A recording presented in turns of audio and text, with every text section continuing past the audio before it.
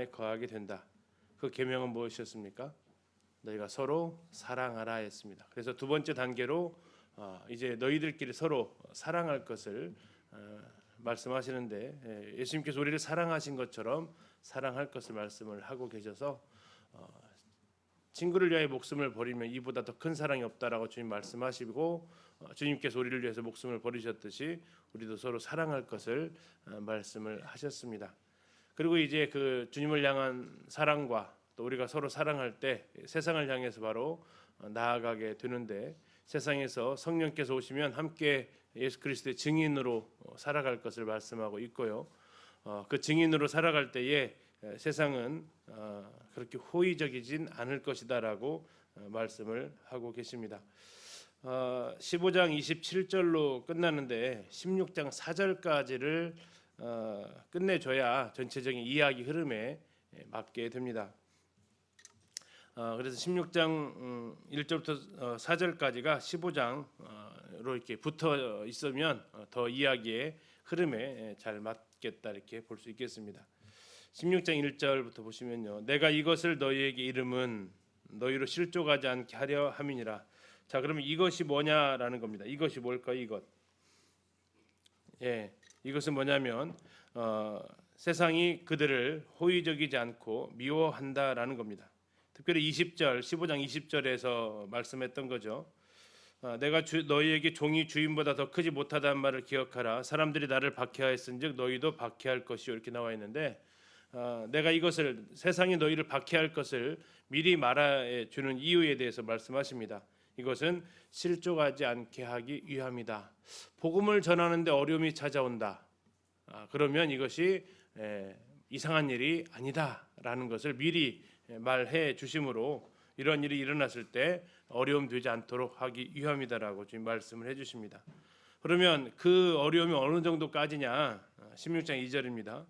사람들이 너희를 출교할 것이다라는 겁니다. 유대인들이 제일 두려워했던 것이 바로 이 출교 문제였고요. 요한복음 9장에서 실로암에서 눈을 떴던 그 소경도 눈을 떴을 때 부모들이 감히 그 소경의 앞에서 대변하지 못합니다.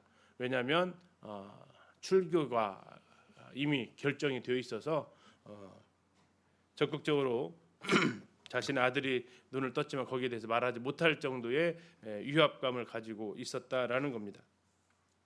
그런데 출교로 끝나는 게 아니다라고 얘기합니다. 또 무엇까지 한다고 얘기합니까?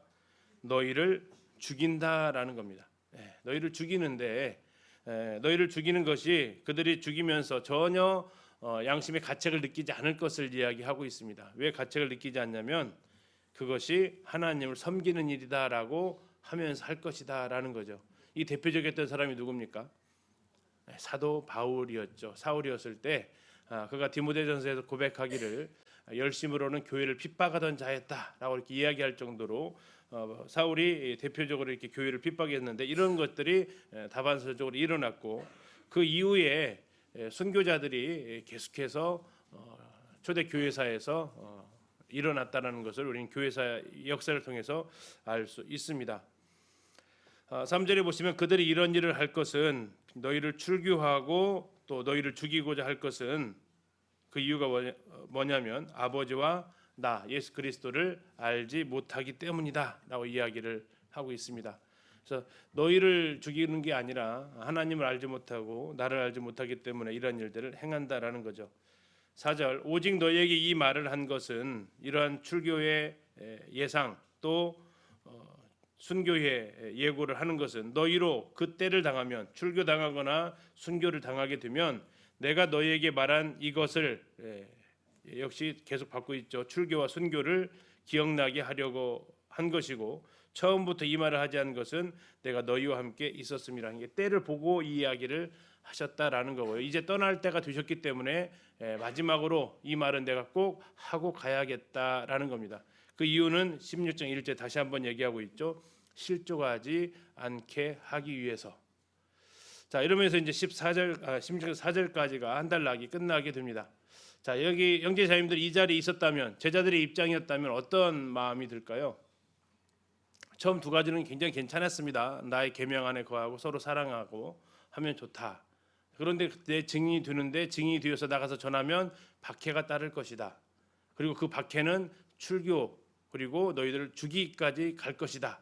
이 이야기 들었을 때 내가 그 자리에 있었다면 그것이 나에게 이제 앞으로 곧 닥친다 생각하면 어떠한 내 마음이 들 것 같습니까?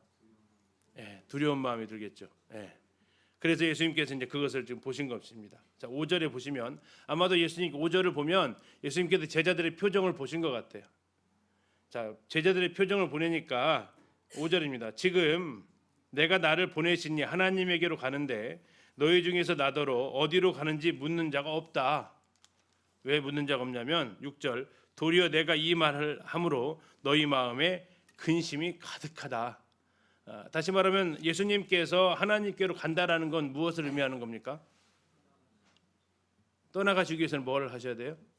죽으셔야 돼요. 지금 내가 죽을 것을 얘기하고 너희들이 당할 환난을 얘기하는데 지금 너희들은 어디에 다 관심이 쏠려 있어요? 예수님이 죽으시면 별로 이제 관심이 없어졌어요. 뭐에 관심이 다 쏠려 있어요? 자기들이 당해야 될 핍박, 박해와 순교, 출교와 순교에 온통 정신이 팔려서 마음에 얼굴을 봤더니 근심이 가득하다라는 겁니다. 마음의 고통을 느끼고 있다라는 거죠. 표정 자체가. 자, 그러나 예수님께서 여기에 대해서 그렇다고 뭐 야속하거나 그러지 않으신 것 같습니다. 7절 보시면요. 그러나 내가 너희에게 실상을 말하겠다. 무슨 실상이냐? 내가 떠나가는 것이 너희에게는 오히려 더 유익하다라는 겁니다. 왜 유익하냐? 내가 떠나가지 아니하면 내가 십자가에서 죽고 부활해서 승천해서 하나님 보좌 우편으로 가지 아니하면 누가요? 보혜사, 또 다른 보혜사 성령이죠. 보혜사가 너희에게로 오시지 아니할 것이고 내가 아버지께로 가면 내가 그를 보혜사를 너희에게로 보내겠다라고 이야기를 하십니다. 그래서 내가 가야만 되고 그리고 걱정 말아라. 내가 간다고 너희를 가만 내버려 방치하는 게 아니다. 가서 보혜사를 보내줄 거다라고 이야기를 하시는 겁니다.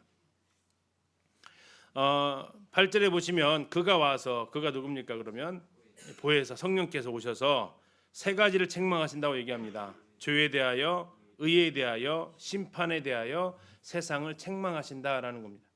보혜사가 오셔서 왜 책망하실까요? 뭔가 지금 잘못한 것이 있다라는 거잖아요. 그럼 그들이 무슨 잘못을 했습니까?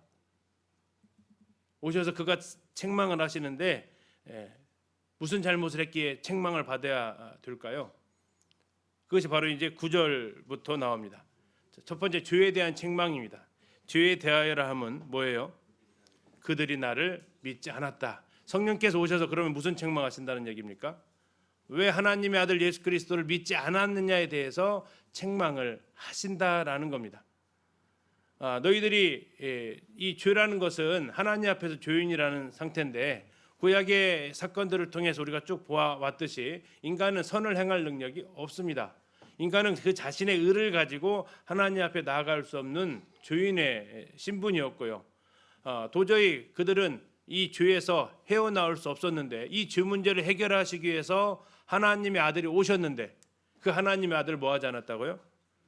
믿지 않았다라는 겁니다. 그 유일한 하나님께로 갈 수 있는 길이었던 그 예수 그리스도를 그들이 받아들이지 않았다라는 거고 이것이 바로 지금 성령께서 오셔서 책망하시는 죄라는 겁니다.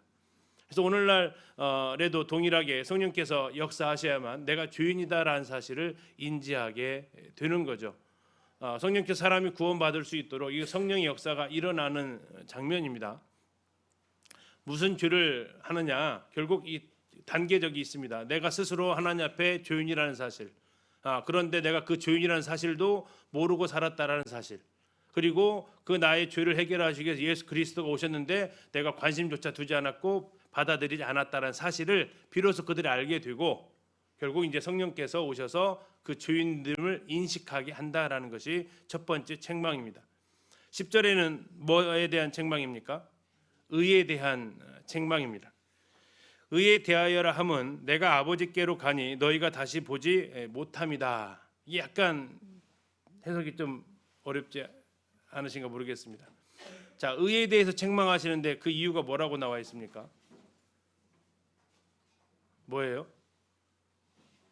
예수님께서 하나님께로 가는데 너희가 다시 나를 보지 못하는 것이 의에 대한 책망이다라고 지금 이야기를 하고 있는 겁니다.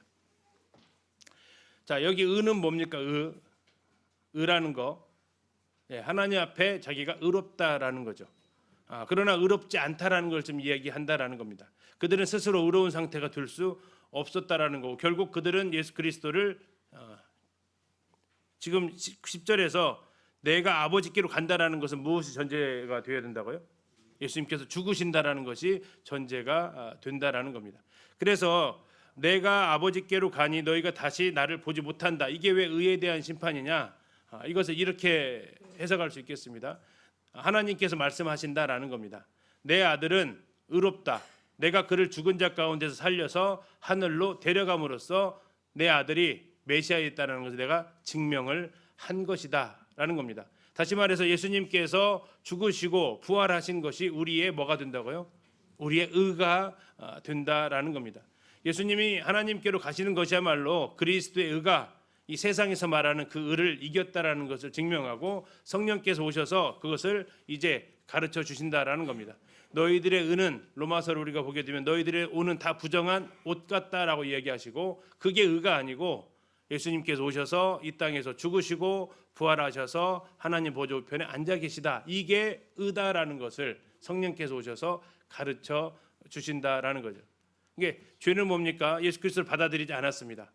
근데 그분이 무슨 일을 하셨습니까? 우리의 죄의 문제를 해결하시고 하나님 보좌 우편에 앉아 계시다. 이것이 이제 의에 대한 심판이다라고 주님이 성령께서 오셔서 거기에 대해서 지적을 하신다라는 겁니다. 11절은 뭐에 대한 심판입니까? 책망입니까? 심판에 대한 책망입니다. 자, 심판에 대하여라 함은 이 세상 임금이 심판을 받았다라는 겁니다. 심판은 뭐 하는 거죠? 이 죄인의 최종 운명입니다. 그의 운명은 뭡니까? 지옥에 가는 하나님의 벌을 받게 되는 그 운명의 상태가 바로 이 심판이다라는 겁니다. 근데 이 심판은 어떻게 받게 됩니까? 무슨 심판을 받게 되는 거예요? 하나님의 아들을 받아들이지 않은 것에 대한 심판을 받게 되는 겁니다. 근데 그 하나님의 아들이 오셔서 한 것이 뭡니까? 바로 이 세상 임금이 심판하시는 거였습니다. 결국 이 심판하신다라는 것은 예수님께서 십자가에서 죽으심을 통해서 이 사탄의 머리가 깨어졌습니다. 그리고 이제 예수님께서 십자가로서 승리하셨다라는 거고요. 그래서 이 세상 임금이 이미 심판을 받은 이 사실에 대해서 하나님 성령께서 오셔서 예수 그리스도를 그럼에도 거부한 죄에 대해서 하나님께서 책망을 하신다라는 겁니다. 성령께서 오셔서 죄에 대해서 의에 대해서 심판에 대해서 책망하신다. 첫 번째 죄는 뭐라고요? 유일한 구세주이신 예수 그리스도 아무리 노력해도 죄에서 문제를 해결할 수 없음에도 그 예수 그리스도를 받아들이지 않은 거, 구원자로 오신 메시아를 받아들이지 않은 거, 이게 바로 의에 대한 죄에 대한 책망입니다. 의는요, 예수님께서 십자가를 통해서 이루어 놓으신, 그래서 하나님께서 그를 부활하심으로써 하나님 보좌 우편에 앉으심으로써 이 내 아들이 진정한 너희의 의가 되었다. 그래서 이게 칭의라고 하면서 또 전가된 의라고도 표현하는데 예수 그리스도의 의가 우리에게로 이렇게 넘어오는 그것에 대해서 너희들이 거부했던 것, 이것에 대해서 오히려 하나님께서는 그분의 죽으심과 부활과 승천을 통해서 정확하게 그분이 의다라고 책망을 하신다라는 겁니다. 너희가 가지고 있는 의가 아니고 하나님이 주신 이 의가 진정한 의다라는 걸 성령께서 오셔서 하신다라는 거고요. 심판은요, 이 죄인이 궁극적으로 처하게 될 운명의 순간이 그 심판의 단계인데 예수님께서 오셔서 십자가로서 승리하셔서 이 세상 임금을 이 창세기 3장 15절에서 말하고 있었던 그 원시복음이 말하고 있었던 뱀의 머리를 깨버리고 십자가로 승리하신, 그래서 이 세상 임금이 심판을 받았던 이 사실에 대해서 이제 하나님께서 책망하신다라는 겁니다. 결국 종합적으로 하나님의 아들이 이 땅에 오셔서 그 메시아로 오셨지만 그를 받아들이지 않은 것에 대해서 성령께서 오셔서 심판하신다라는 거죠. 근데 이 심판하시는데 이 제자들의 성령께서 오셔서 제자들을 위해서 하시는 일이 따로 있고요. 바로 하나님을 알지 못하는 사람들에 대해서 하시는 일이 따로 있다라는 겁니다. 8절에서 11절은 누구를 향해서 하시는 그런 책망입니까? 세상을 향한 책망이다라는 겁니다. 성도들을 향한 책망이 아니고, 그래서 이걸 통해서 이제 책망하시면서 여기에 대해서 통회하는 사람들은 하나님께로 나오게 되고, 그렇지 않은 사람들이 또 많이 있죠. 그런 사람들이 이제 영원히 심판 가운데 들어가게 됩니다. 자, 12절부터는 이제 제자들을 향한, 다시 말해 성도들을 향한 성령의 사역을 이야기하고 있습니다. 8절에서 11절은 이 세상을 향한 성령의 사역이었다면, 성도들을 향한 성령의 사역이 12절부터 나와 있습니다. 내가 아직도 너에게 이를 것이 많으나 지금은 너희가 다 감당하지 못한다. 제자들이 3년 따라다녔지만 그걸 가지고 다 그들이 예수님 말씀 알아듣지 못하는 상태였다라고 말씀하시면서 13절, 그러나 진리의 성령이 오시면, 자, 성령이 이제는 아까는 책망하시는 성령이었잖아요. 근데 이번에는 어떤 성령이시냐면 진리의 성령입니다. 그럼 진리의 성령이 오셔서 하시는 일이 있다고 얘기하는데요. 그가 너희를 모든 진리 가운데로 인도하실 것이다. 거짓된 가운데가 아니라 진리로 인도하실 것이다. 그가 스스로 말하지 않고 오직 들은 것을 말할 것이고 자신의 말을 하지 않았다는 얘기, 하나님께로부터 하신 그 말을 전한다라는 거고, 장래일을 너희에게 알려 주실 것이다. 이게 성령께서 오셔서 이제 제자들을 향한 그 사역을 이야기를 해 주시고 계십니다. 자, 15절을 보시면 무릇 아버지께 있는 것은 다 내 것이라 그러므로 내가 말하기를 그가 내 것을 가지고 너희에게 알리시리라 하였느라. 조금 있으면 너희가 나를 보지 못하겠고 또 조금 있으면 나를 보리라 하시니, 제자 중에서 서로 말하되 우리에게 말씀하신 바 조금 있으면 나를 보지 못하겠고 또 조금 있으면 나를 보리라 하시며 또 내가 아버지께로 가미라 하신 것이 무슨 말씀이냐 하고, 자, 제자들은 예수님의 죽으심, 다음에 부활, 다시 오심 여기에 대해서 전혀 이해를 못하고 있는 것을 알 수 있습니다. 자, 18절에 또 말하되 조금 있으면 하신 말씀이 무엇을 말씀하시는지 알지 못한다라고 이렇게 그들은 이해하지 못했습니다. 19절에 예수께서 그 묻고자 함을 하시고 뭘 궁금해하는지 아셨습니다. 이르시되 내 말이 조금 있으면 나를 보지 못하겠고 또 조금 있으면 나를 보리라 함으로 서로 너희들이 질문하고 하느냐. 20절, 내가 진실로 진실로 너희에게 이르노니 너희는 곡하고 애통하겠으나. 왜요? 그분의 죽으심 때문에 너희들은 곡하고 애통해야 할 것이다. 그랬죠. 그러나 세상은요 기뻐할 것이다라는 겁니다. 마치 이제 사탄이 주장하고 있는 이 세상은 드디어 하나님의 아들을 보냈다라는 거죠. 죽음으로. 자, 너희는 근심하겠으나 그러나 너희가 다시 나를 보게 될 때 너희의 근심이 도리어 기쁨이 될 것이다라는 겁니다. 그래서 예수님은 죽음과 함께 부활을 같이 이렇게 얘기를 좀 하고 계시는 거죠. 21절, 여자가 해산하게 되면 그때가 이르렀으므로 근심하나. 그럼 여기서 해산한다라는 것은 뭡니까? 예수님의 죽음을 가리키고 있는 거죠. 죽음의 때가 다가올 때 해산의 고통을 이야기를 하면서 근심하지만 아기를 낳으면 세상에 사람 난 기쁨으로 말미암아 그 고통을 다시 기억하지 아니하느니라. 아기를 낳았다는 얘기는 뭐예요? 부활하셨다라는 겁니다. 그러면서 이 여자의 해산의 고통과 다음에 산후의 기쁨을 주님의 죽으심과 부활을 가지고 그들에게 다시 설명을 해 주십니다. 22절에 지금은 너희가 근심한다. 왜요? 내가 떠나간다고 하니까. 그러나 내가 다시 너희를 볼 것인데 너희 마음이 기쁠 것이고 너희의 기쁨을 빼앗을 자가 없을 것이다. 왜요? 다시 만나니까. 부활해. 부활해. 더 궁극적으로 가게 되면 주님이 다시 이 땅에 오실 때 거기까지인데, 여기 일단 문자적으로 1차적으로 주님이 부활 후에 다시 제자들을 찾아오실 것에 대한 약속이죠. 우리는 기억을 합니다. 예수님께서 부활 후에 제자들을 어디서 만나자고 했죠? 갈릴리에서 만나자고 하셨기 때문에 지금 그 얘기를 하시는데 제자들은 못 알아먹는 거예요 지금. 22절입니다. 그날에는 너희가 아무것도 내게 묻지 아니하리라. 내가 진실로 진실로 너희에게 이르노니 너희가 무엇이든지 아버지께 구하는 것을 내 이름으로 주시리라. 자, 그날에는 너희가 아무것도 내게 묻지 않는다. 왜 묻지 않을까요? 이제 알았다 이거죠. 이제는 안게 된 거예요. 지금까지는 도대체 예수님께서 어떻게 죽으실지, 또 정말 죽은 자가 살아나는지, 그분이 하늘나라 올라가시는지 여기에 대해서 전혀 이해가 없었지만 주님이 죽으셨다가 부활하셔서 제자들에게 다시 나타나실 때쯤에는 이제는 묻지 않아도 되는 상태, 다 이해하게 되는 상태까지 이를 것을 지금 말씀해 주십니다. 그러면서 내가 진실로 진실로 너희에게 이르노니 너희가 무엇이든지 아버지께 구하는 것을 뭘로 주신다고요? 내 이름으로. 내 이름은 예수 그리스도 이름으로 주신다라는 겁니다. 자, 그걸 통해서 뭘 확인하게 됩니까? 지금까지는 너희가 내 이름으로 아무것도 구하지 아니하였으나 구하라 그리하면 받으리니 너희 기쁨이 충만하게 될 것이다. 왜 충만해진다고요? 받아서 충만할까요? 아니다라는 겁니다. 그 이름으로 받았기 때문에 충만하다라는 겁니다. 그 이름으로 받았다는 얘기는 그분이 살아계시다라는 거죠. 죽은 자는 아무 힘이 없지만 살아계신 그분이, 우리가 예수님 그리스도의 이름으로 구하는데 응답을 받았다는 얘기는 그분의 권세가 여전하다라는 의미입니다. 그분이 살아서 역사하신다라는 그 의미죠. 그래서 우리가 단순히 기도 응답 받았다라고 해서 기쁜 그 차원을 좀 더 넘어서서 주님이 여전히 살아계시고 여전히 다시 오실 그 약속 가운데 계시다라는 것이 우리 마음에 확인이 되기 때문에 우리 마음이 더 기쁨을 갖게 된다라는 말씀이 되겠습니다. 자, 25절 보시면요. 이것을 비유로 너희에게 일렀거니와 때가 이르면 다시 비유로 너희에게 이르지 않고 아버지에 대한 것을 밝히 알려주게 될 것이다. 다시 한번 얘기하시는데요. 26절입니다. 그날에 너희가 내 이름으로 구할 것이요 내가 너희를 위하여 아버지께 구하겠다 하는 말이 아니니 이는 너희가 나를 사랑하고 또 내가 하나님께로부터 온 줄 믿었으므로 아버지께서 친히 너희를 사랑하심이라.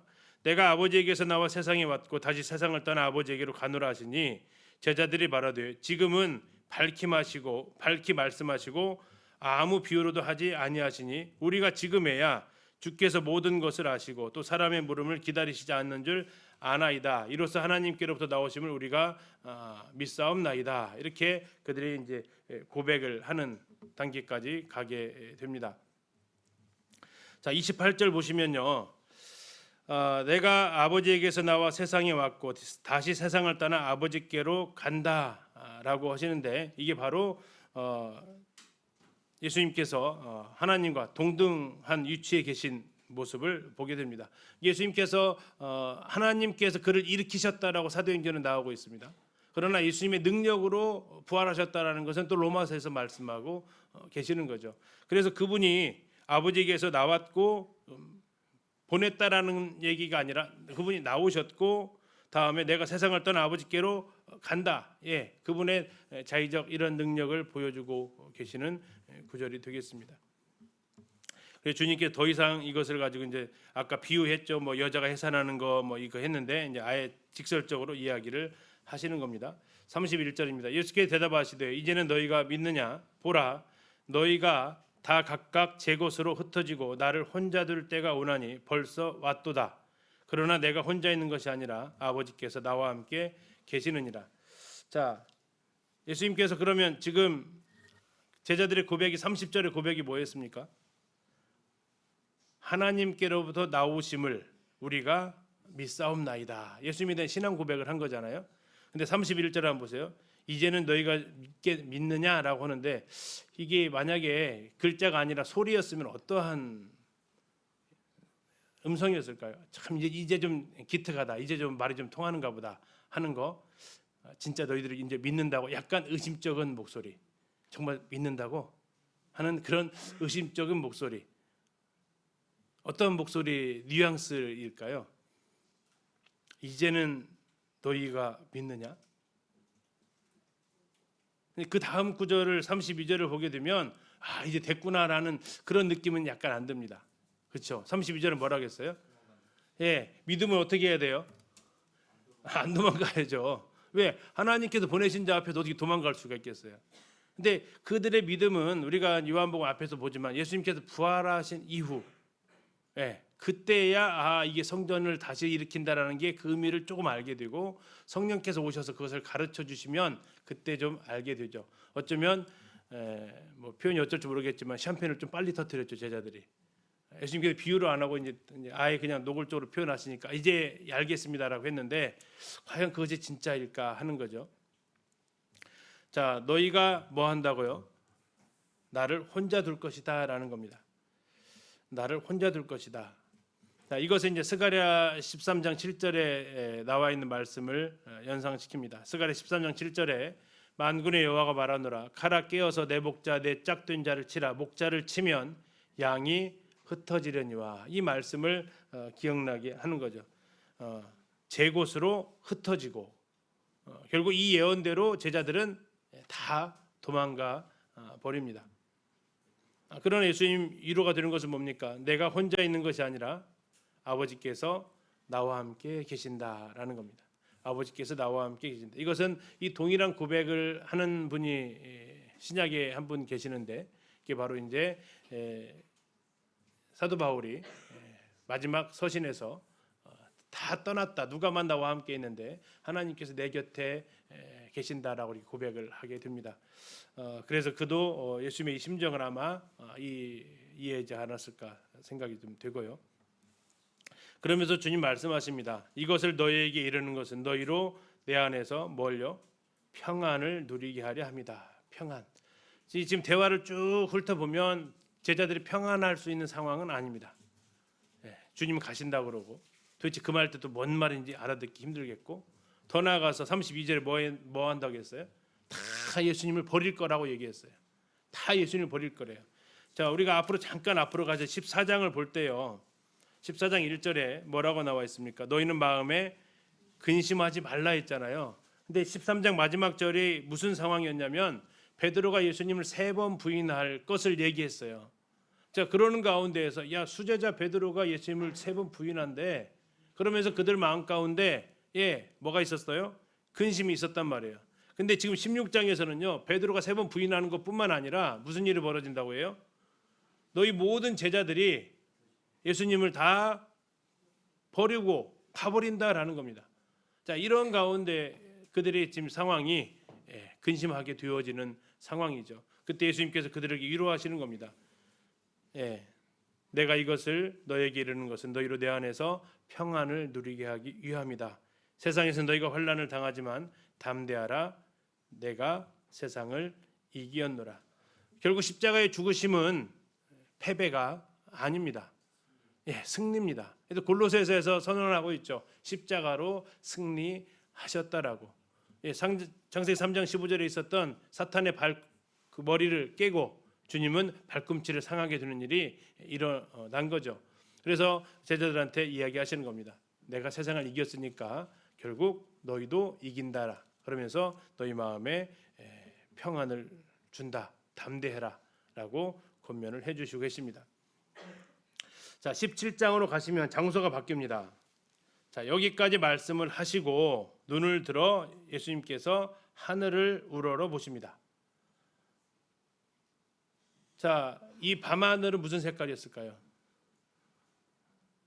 제가 힌트를 줘버리네. 밤하늘이라고 힌트를 줘버리네. 무슨 색깔이었을까요? 까만색이었겠죠. 달은요? 떠 있겠죠. 거의 보름 전이라고 했잖아요. 달이 떠 있는 그러한 상황입니다. 그때 예수님께서 눈을 들어서 하늘을 바라보셨습니다. 파란 하늘이 아니고 까만 밤하늘을 보신 겁니다. 자, 그러면서 부르십니다. 아버지, 이렇게 부르십니다. 아버지여, 때가 이르렀사오니 아들을 영화롭게 하사 아들로 아버지를 영화롭게 하게 하옵소서. 자, 영화롭게 된다라는 게 뭘까요? 영화롭게 된다. 영화롭게 된다. 영화롭다. 이게 뭘까요? 아들을 영화롭게 해주십시오라고 하는 겁니다. 이 의미가 가지고 있는 것 중에서 이 영화롭게 된다, 영광스럽게 된다라는 것은 지금까지는 많은 사람들로부터 배척을 받았습니다.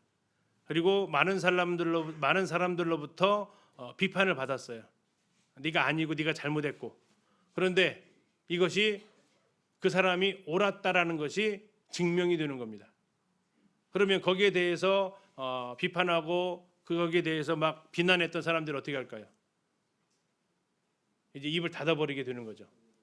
그리고 이 사람이 옳다라는 것이 증명이 되는 그 순간 이제 그 전에 비난받았던 거 비례해서 그가 더 옳은 사람으로 드러나게 되는 거.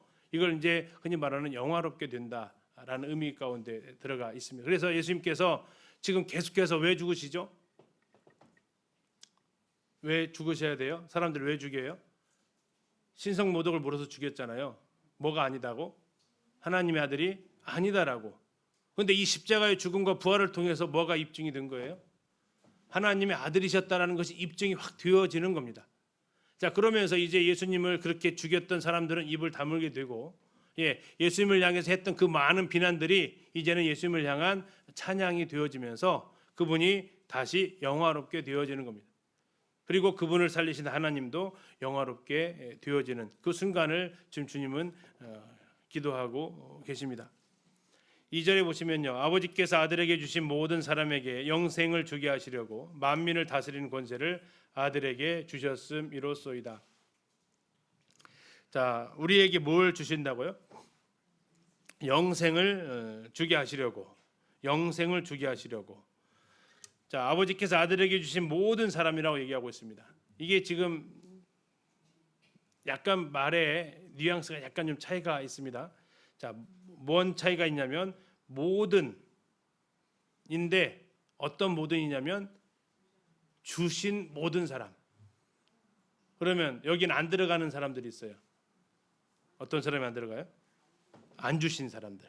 아버지께서 보내지 않은 사람들. 그 사람에게는 이 혜택이 돌아가지 않는다라는 겁니다. 그냥 모든 사람이라면 이 세상의 모든 사람이 구원을 받아야겠지만 그러지 않다라는 겁니다. 아버지께서 아들에게 주신 사람들. 그런데 또 하나는 뭐예요? 아버지께서 아들에게 주신 사람은 단 한 명의 예외도 없다라는 겁니다. 그래서 그 사람들은 전부 다 영생을 얻게 된다라는 거죠. 자, 이것은 무엇을 통해서 주어졌냐면 만물을 다스리는 권세를, 만민을 다스리는 권세를 아들에게 주셨습니다. 무엇을 통해서 주었냐면 그분의 인자됨을 통해서 사람의 아들로 오셨기 때문에 이 심판의 권세도 또 영생을 줄 수 있는 권한도 아들에게 맡기셨다라는 겁니다. 자, 그러면서 3절에 이렇게 얘기합니다. 굉장히 유명한 구절입니다. 영생은 곧 유일하신 참 하나님과 그가 보내신 자 예수 그리스도를 아는 것이다. 자, 영생이 뭐라고 했냐면 유일하신 참 하나님, 그리고 유일하신 참 하나님이 보내신 예수 그리스도를 아는 것이다. 자, 많이 들어보셨죠? 아는 것이 무슨 뜻이에요? 아는 것이다. 머리로 아는 게 아니라 경험적 알미라고 했잖아요. 경험적 알미 뭐예요? 내가 예수님을 경험했다라는 그 알미인가요? 이것은 관계적 알미라는 겁니다. 예수님과 관계가 있어졌다라는 거예요. 누군가 어떤 하나님을 경험했다라는 것이 하나님의 이적을 경험했다라는 그런 이적을 경험한 게 아니고 관계가 맺어지면서 그분 나랑 관계가 맺어진 그분이 인격적인 만남이 이루어졌다라는 거예요. 이게 뭐 신앙 체험을 했다라는 그런 체험적 경험적 알을 얘기하는 게 아니고 그분과 나와 인격적인 만남, 그분이 나의 하나님이고 그분은 나의 주라는 그런 고백이 되어질 수 있는 그 고백이 되는 거죠. 그래서 우리가 예수라는 그 이름은 관계성이 있어요, 없어요? 구원자예요. 거기에 관계성이 붙으려면 그 앞에 한 글자가 더 붙어야 돼요. 주라는 단어가 붙어야 돼요. 그 예수 구원자가 나의 주인이다라는 거죠. 그래서 이때 이제 우리가 그래서 보통 풀네임이 주 예수 그리스도라는 이름을 붙이는 이유가 그겁니다. 그냥 예수 그리스도는 누구나 부를 수 있는 이름이에요, 어쩌면. 그러나 그 앞에 주라는 단어를 붙이는 것은 굉장히 중요한 거죠. 그것이 바로 예수 그리스도 그분이 나의 주라는 이것이 바로 관계적 알미, 인격적 만남이 이루어진 상태. 이것이 바로 아는 것이다라는 겁니다. 그분을 아는 거. 그래서 비로소 하나님이 나의 하나님이 되는 거. 이게 굉장히 중요한 겁니다. 성경에 기록된 하나님이 아니라 나의 하나님이 되는 거. 야곱이요, 구약의 하나님을 어떤 하나님이라 불러요? 아브라함의 하나님, 이삭의 하나님, 야곱의 하나님. 근데 야곱은요, 야곱이 살아있을 때는 그렇게 불렀을까요? 야곱이 뭐라고 부르는지 혹시 아세요? 나의 아버지 하나님이라고 했어요. 나의 아버지 하나님. 그러나 그가 베델에서 하나님을 만나고 난 이후로 그도 이제 이스라엘 백성들 가운데 야곱의 하나님이 됩니다. 야곱의 하나님. 그래서 아버지 하나님이 아니라 나의 하나님이 되는 거죠. 우리 자녀들이 있지만 부모님이 하나님 그건 힘이 별로 없어요. 더 나아가서 어디까지 가야 돼요? 나의 하나님으로 가야 된다라는 거죠. 그럴 때 바로 영생이 이루어진다라는 겁니다. 4절에 아버지께서 내게 하라고 주신 일을 내가 이루어 아버지를 이 세상에서 영화롭게 했습니다. 그래서 그분이 죽으심을 통해서 아버지께서 하라고 하신 일이 그거잖아요. 히브리 10장에서 아버지의 뜻을 행하러 왔나이다라고 주님 말씀하셨는데 그분이 하셨던 일이 바로 십자가의 죽음을 통해서 많은 사람들에게 영생을 주게 하는 일, 그 일을 주님이 하셨고, 자, 근데 지금 17장은 아직 이루어진 상태가 아닌데 완료형으로 그분이 이 십자가를 그분이 지실 것을 결정하셨다라는 것을 의미하기도 하고요. 십자가 사건이 마치 이루어진 것처럼 지금 고백을 지금 하시는 겁니다. 내가 이루었다라고 했잖아요. 이루었다는 얘기는 앞으로 사건상으로는 아직 안 이루어졌는데 주님이 완료형처럼 말씀하시면서 이루어서 아버지를 영화롭게 했다라는 겁니다. 자, 4절은 우리에게 살아가는 이유에 대해서 한 번 더 생각하게 하는데요. 아버지께서 예수님께 하라고 주신 일이 있다라는 겁니다. 그러면 그 하나님은 나에게도 하라고 주신 일이 있다라는 거죠. 우리 성도님들 한 분 한 분에게도 하나님께서 하라고 주신 일이 있다라는 겁니다. 근데 하나님이라고 말하지 않고 뭐라고 얘기했냐면 아버지라고 얘기를 하네요. 이 아버지도 관계가 있는 호칭입니다. 그죠? 관계가 있을 때 아무한테나 아버지라고 못 부르잖아요. 아무한테나 아버지라고 부르면 뺨 맞죠. 혈연 관계에서만 부를 수 있는 이름이 아버지잖아요. 잘못 불렀다가는 오히려 더 몰매를 맞는 것이 아버지라는 이름입니다. 자, 아버지이시기 때문에 말할 수 있는 거다라는 겁니다. 내게 하라고 주신 일이 있다라는 거예요. 자, 그럼 두 번째는 뭡니까? 내가 이루어야 한다라는 겁니다. 내가 이루어. 세 번째는 뭡니까? 그렇게 될 때 아버지가 영화롭게 된다라는 겁니다. 내가 영화롭게 되는 게 아니고요. 아버지가 영화롭게 된다라는 거죠. 자, 우리에게도 역시 아버지께서 주신 일이 있다라는 걸 우리가 기억해야 되고 그것이 무엇인지를 일단 알아야 돼요. 나에게 하라고 주신 일이 무엇인지. 그리고 중요한 것 두 번째는 내 살아가는 이유가 그것을 이루는 것입니다. 그리고 마지막 하나님께서 영광을 받으시게 하는 것이 우리 삶의 궁극적 목표가 되어야 할 것을 예수님이 이 기도를 통해서 볼 수 있습니다. 5절에 아버지여 창세전에 내가 아버지와 함께 가졌던 영화로서 지금도 아버지와 함께 나를 영화롭게 하옵소서. 계속해서 이 영화롭게 해달라는 기도를 주님이 많이 하십니다. 그래서 아버지를 향한 기도에서 제일 중요한 단어를 고르라면 영화롭게 해달라는 그 간구가 들어가 있습니다. 6절입니다. 세상 중에서 내게 주신 사람들에게 내가 아버지의 이름을 나타내었나이다. 그들은 아버지의 것이었는데 내게 주셨으며. 자, 우리 아까 2절에 나와 있었죠. 아버지께서 아들에게 주신 모든 사람들. 6절에서도 그렇게 얘기합니다. 원래 그들은 아버지 거였는데 아버지께서 나에게 주신 사람들 이렇게 이야기를 하고 있습니다.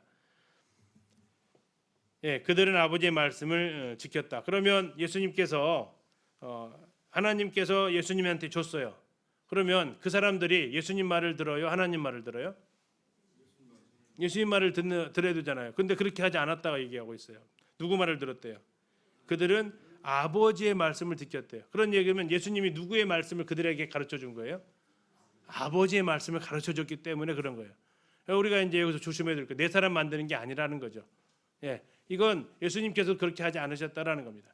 예수님께서 사람들을 하나님의 속한 사람들을 예수님한테 주셨다면 예수님이 잘됐다 이제 내 편 만들어서 내가 말해가지고 나를 따르게 하는 그런 차원이 아니었다라는 거예요. 어떻게 해요? 그들에게 전달해 준 것은 내가 자의로 말하지 않고 아버지께 받아서 말한 것이다. 이거 아버지께서 하신 말씀이다. 이걸 얘기를 해주고 그들이 지키는 것은 결국 예수의 말씀을 지켰지만 결국 하나님의 말씀을 지키는 것. 이게 바로 예수님께서 취하셨던 모습이다라는 거죠.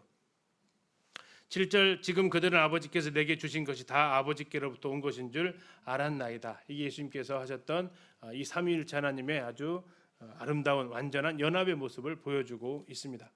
8절에 나는 아버지께서 내게 주신 말씀들을 그들에게 주었으며 그래서 나와 있잖아요. 뭘 줬다고요?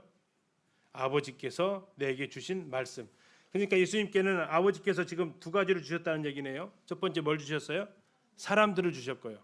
또 하나는요. 말씀을 주셨다라는 겁니다. 그리고 예수님도 아버지께로부터 사람도 받았고 말씀도 받았고 그리고 예수님은 이제 그 아버지 주신 사람들에게 아버지의 말씀을 전달했고 그래서 그들은 뭘 알게 돼요? 아, 예수님이 누구다? 네, 하나님께로부터 오신 하나님의 아들이다라는 것을 알게 되었다라고 지금 고백을 하고 있죠. 예, 9절 가서 보시면 내가 그들을 위하여 비옵나니 내가 비옵는 것은 세상을 위함이 아니요 내게 주신 자들을 위함이니이다. 그들은 아버지의 것이로소이다. 내 것은 다 아버지의 것이요 아버지의 것은 내 것이온데 내가 그들을 말미암아 영광을 받았나이다. 10절은 참 놀라운 말씀입니다.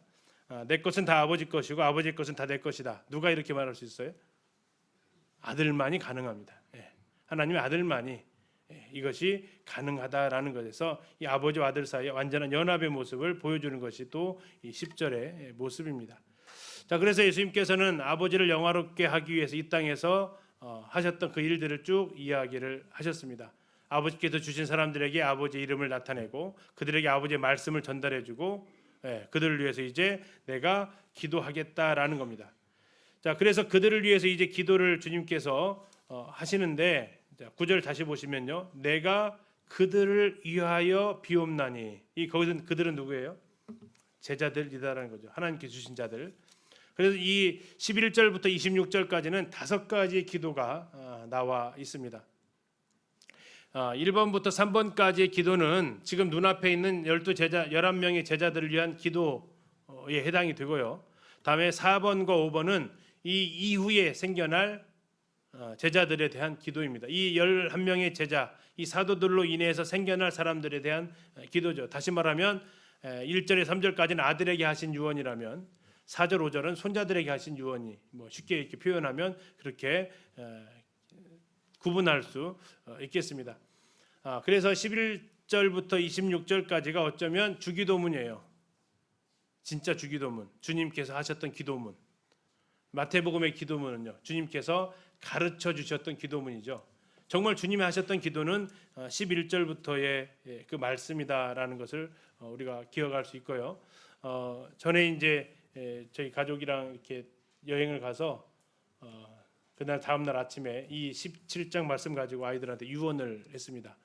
예수님도 이런 기도를 제자들한테 남기고 갔는데 아빠도 너희들한테 이 기도를 남기고 간다. 언제 어떻게 사람이 갈지 모르기 때문에 아빠 유언이니까 잘 들어라면서 이렇게 가정집회를 했던 기억을 가지고 있습니다.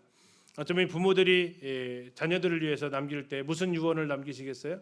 고민되시면 이 유언을 잘 보시면 이 유언을 남기실 수 있다라는 겁니다. 왜요? 이건 예수님이 사용하신 유언이기 때문에 신뢰도가 100%입니다. 그리고 우리도 어쩌면 이러한 기도를 해야겠죠. 그러면서 한 번 더 생각을 해보는 것은 내가 하는 기도가 이 내용과 혹시 일치하는가? 자녀들을 위해서 내가 기도를 하는데 이 기도가 내가 들어있는가를 한번 보셔야 돼요. 그러면 기도를 잘하고 계신 거고 기도를 했는데 여기 있는 거랑 거의 없네. 이러면요. 어떻게 기도한 거예요? 잘못 기도한 것이다라는 거죠. 그래서 이 17장 11절부터 26절까지 이 기도는 굉장히 중요한 내용이다라는 겁니다. 나의 기도가 여기에 자녀들을 위해서 기도할 때 여기에 해당되는 내용을 내가 하고 있다라면 그건 잘 된 기도니까 한번 보도록 하시겠습니다. 자, 11절부터 14절까지는요. 저희를 하나 되게 해달라고 기도하십니다. 자녀들을 두고 떠나갈 때 제일 먼저 우리 부모들이 부탁하는 것은 뭐예요? 흔히 싸우지 마, 화목하게 지내 하는 거 보통 얘기하시잖아요. 제발 너희들이 하나가 되게 해달라. 그런 얘기는 뭐예요? 하나 되기가 쉽지 않다라는 거죠. 하나 되기 쉽지 않다라는 거예요. 보통 부모님이 계실 때는 좀 불편해도 부모님 이름으로 다 모여요. 근데 돌아가시고 나면요, 형제들이 안 모여져요. 구심점이 없다고 그러잖아요. 안 모여져요. 이거 안 모여졌다는 얘기는 하나가 안 됐다라는 거죠. 주님은 이제 첫 번째 기도가 뭐냐면 하나가 되게 해달라는 거예요. 왜 그랬을까 싶어요. 첫 번째는 서로 탓하지 않을까 싶어요. 아이고 안 도망간다면서 도망가대. 나부터 도망가는데 먼저 발을 도망간다. 이런 거 할 수도 있겠고요. 아이고 베드로 3번이나 부인하던데 우리 앞에서 이렇게 서서 할 그러한 체면이 있나? 이런 식으로 비난할 수도 있고요. 그들 가운데서 얼마든지 하나 되지 못할 이유를 찾으려면 한도 끝도 없을 겁니다. 그러나 그분이 제자들에게 부탁하신 것은 기도하는 것은 하나 되게 해달라는 건데, 근데 그 모델이요, 그 하나됨의 모델이 너무 센 모델을 주셨어요. 자, 어떻게 하나 되게 해달라고 이야기를 하십니까? 11절 끝에 한번 보세요. 11절 끝에 우리와 같이 그들도 하나가 되게 하옵소서. 우리는 누구예요? 우리 아버지와 아들 예수 그리스도, 하나님과 예수님이 하나 된 것 같이 하나가 되게 될래요.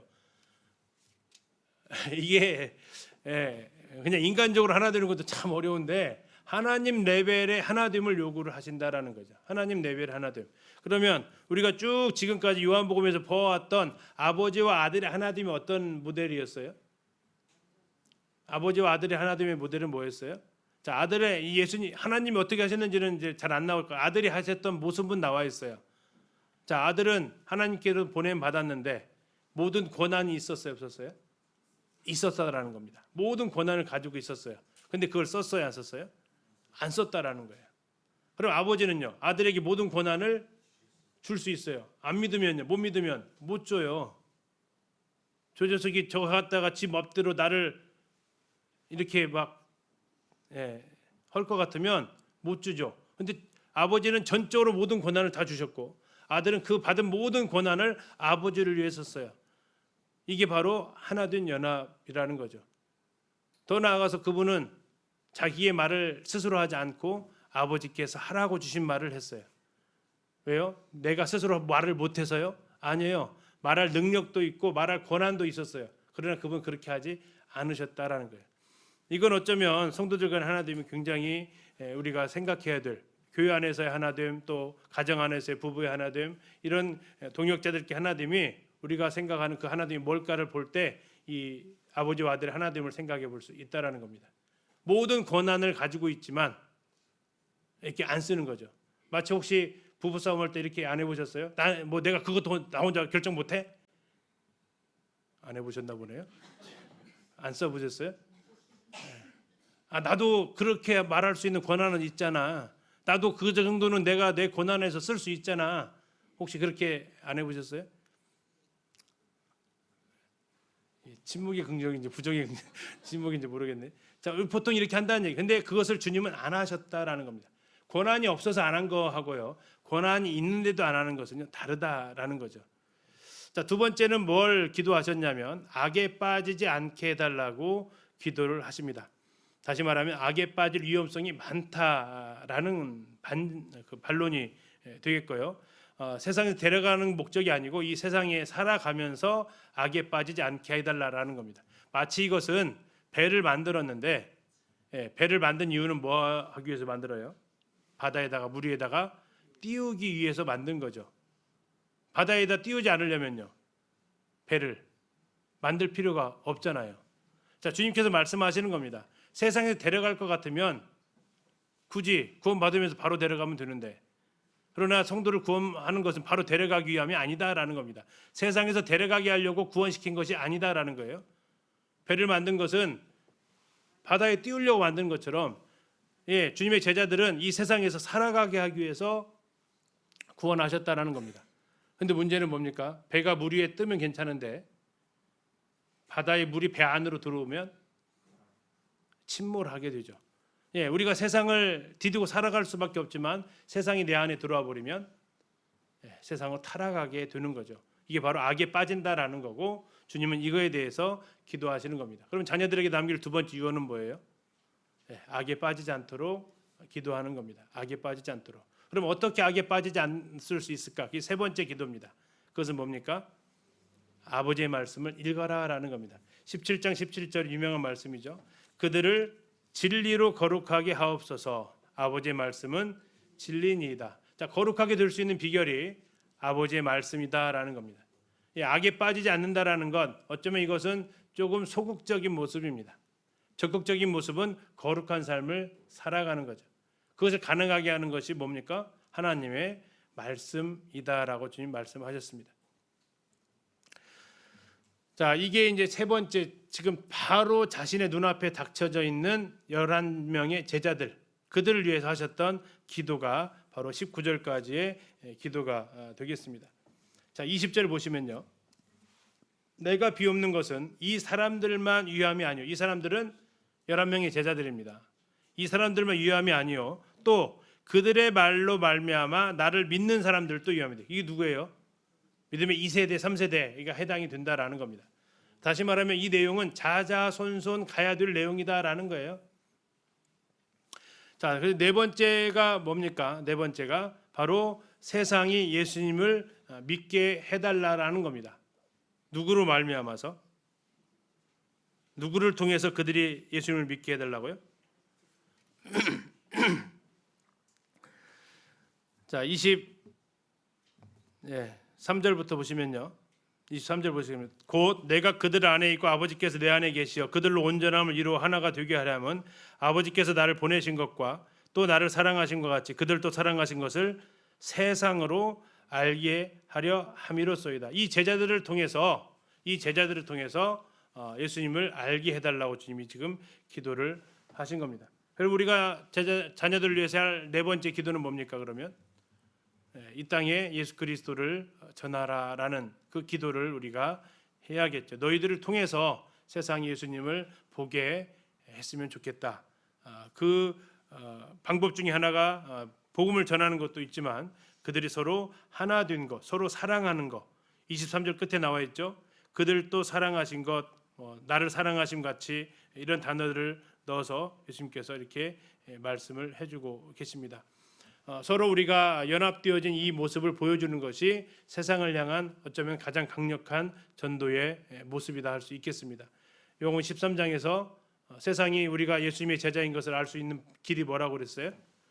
서로 사랑하면 세상이 너희가 나의 제자인 것을 알게 될 것을 말씀하셨는데 세상이 예수님을 믿게 하기 위해서 어쩌면 우리가 먼저 더 서로 사랑하는 모습이 되어야겠다라는 거죠. 몇 년 전인가요? 한 구도자가 복음 집회 때 교회를 오셨다고 하죠. 그래서 그분이 자기에게 너무 많은 친절을 베풀어 주시니까 오히려 부담스러워 오셨대요. 너무 많은 사랑을 갑자기 이렇게 안 받아본 사랑을 받으니까 갑자기 부담스러우셨는데 그분이 무슨 생각을 하셨냐면 이게 나한테만 그런가 자기들끼리도 그런가 이게 궁금하셨다라는 거죠.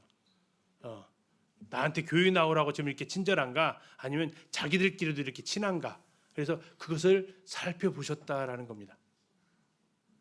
매의 눈으로. 결론은 뭐라고 나왔을까요? 그들끼리 서로 웃으면서 섬겨주는 모습이 진심이구나라는 것을 그분이 이렇게 느꼈다고 합니다. 물론 그분이 뭐 이렇게 성도로 더해지지는 않았지만요. 그들은 보고 싶다라는 거죠. 뭘요? 나에게 친절한 걸 보는 게 아니라 과연 우리끼리도 정말 친절하고 사랑하고 있는가 이것을 보고 싶어 한다라는 거죠. 복음 집회 때도 어쩌면 구도자들이 그런 매의 눈으로 올지도 모릅니다. 근데 이 꾸며서 하는 거, 의식해서 하는 것은 얼마 못 가요. 그냥 우리 자연스러움 가운데 우리가 서로 사랑하고 연합되어지고 그럴 때 세상은 보게 될 거라는 거죠. 왜요? 세상에서는 그런 모습을 보기가 참 어렵거든요.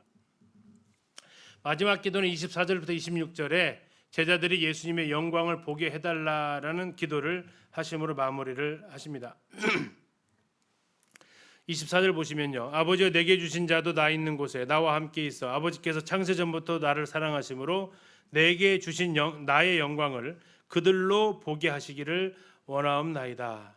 이건 어쩌면 우리의 이제 생애 마지막 마무리에 해당되는 기도일 수도 있겠습니다. 어쩌면 이 기도가 궁극적으로 이루어지는 그 순간은 주님 앞에서의 그 모습일 수도 있습니다. 그러려면 달려갈 길을 잘 마쳐야 되는 우리의 그 친한 경주일 수도 있고요. 25절입니다. 의로우신 아버지여 세상의 아버지를 알지 못하여도 나는 아버지를 알았습니다. 그들도 아버지께서 나를 보내신 줄 알았습니다.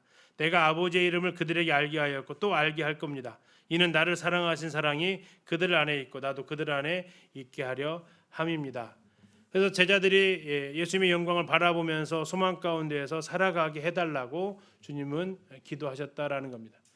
자, 그럼 한번 생각해 볼까요? 내가 자녀들을 위해서 하는 기도 중에 이 5가지가 들어가 있습니까?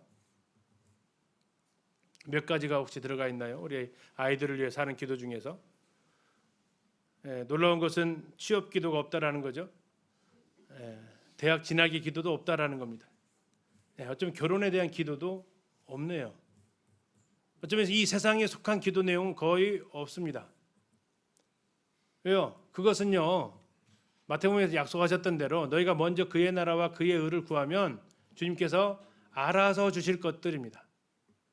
알아서 주실 것들. 더해 준다라는 것은 뭐예요? 덤이잖아요. 그건 알아서 챙겨 주신다라는 겁니다.